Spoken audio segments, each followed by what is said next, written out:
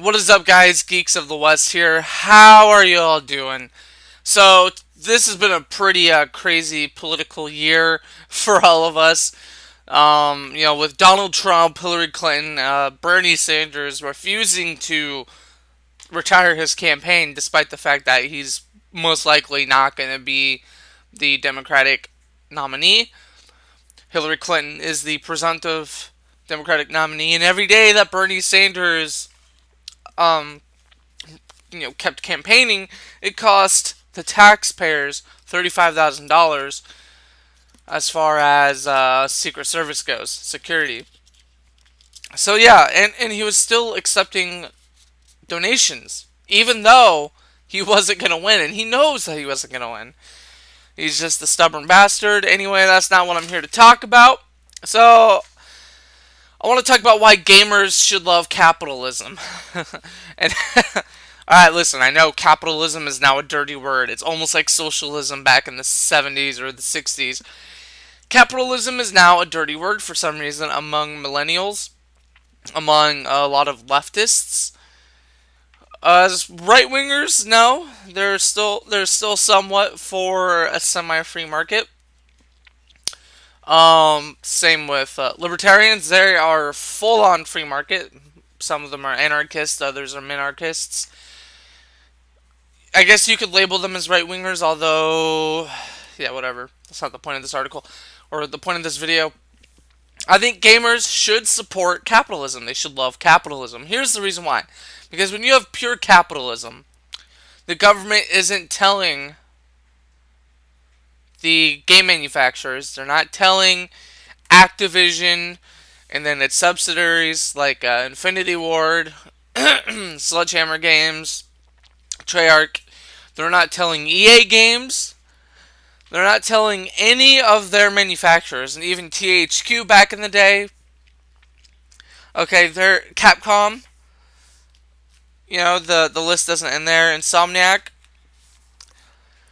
The government isn't telling them what they can and can't do in a free market capitalist society, what they can and can't do with their video games. In a socialist society, I'm not saying this is necessarily what will happen, economic values aside, as far as government regulation goes.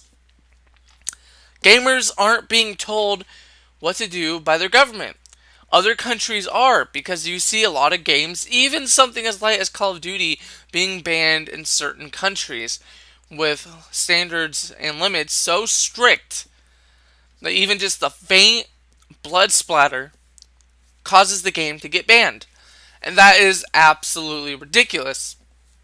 So, just as far as government regulation goes, a free capitalist society means that your games, so including the game Hatred, Battlefield that shows warfare, Call of Duty, which sometimes shows scenes of torture, Grand Theft Auto, those games won't get banned in a free market capitalist society. They might get banned in certain communities, certain homes, which happens whether or not you have capitalism or socialism.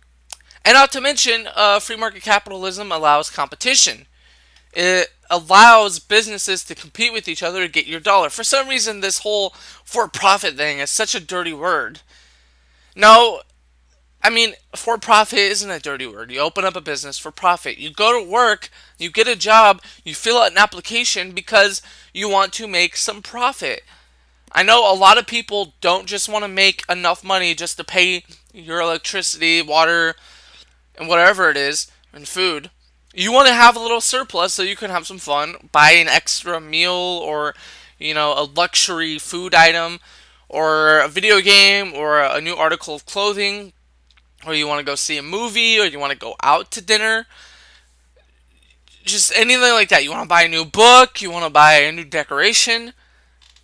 That is why we go to work as well. Why we try to strive for the highest wage, and people throw fits when they don't get a high wage. Sorry, you didn't open up the business. I'm starting to sound like a hateful rhetoric right winger. I have been called that. I have been told that I spread hateful rhetoric, even though nothing I said was hateful whatsoever.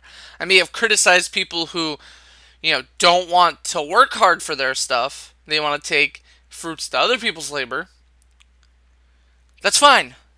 I think I deserve the right to criticize somebody who wants to take my money.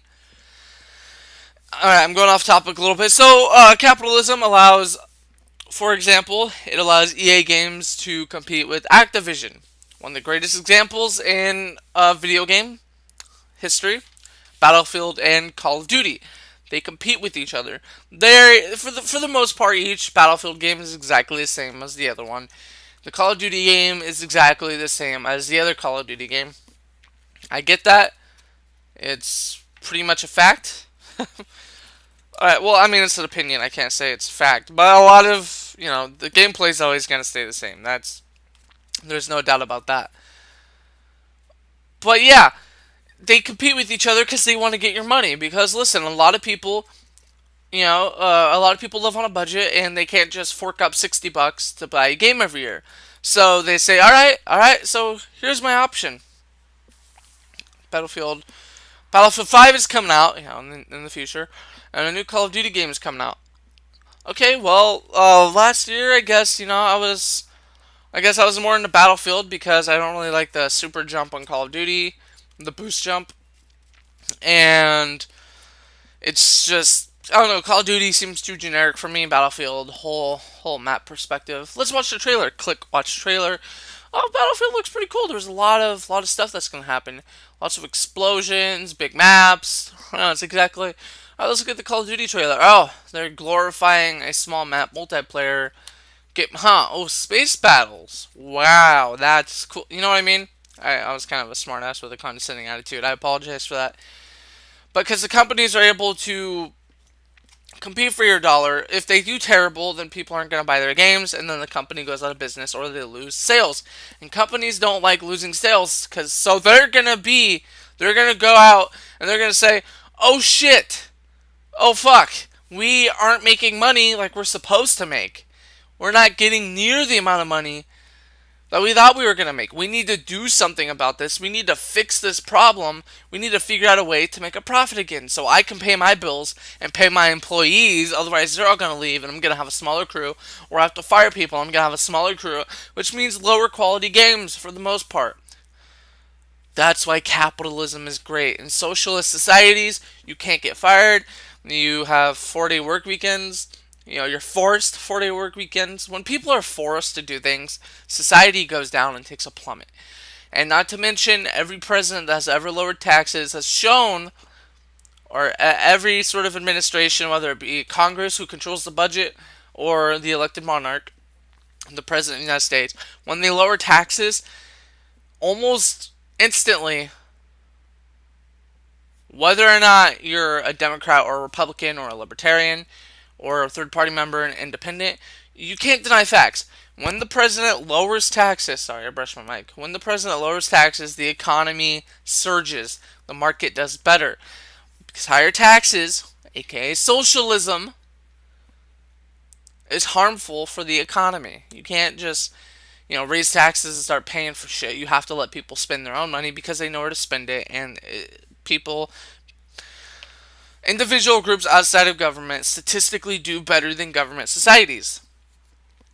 Capitalism allows game companies, I'm going to try to wrap this video up within a minute. A capitalist society allows game companies to compete with one another to get your dollar.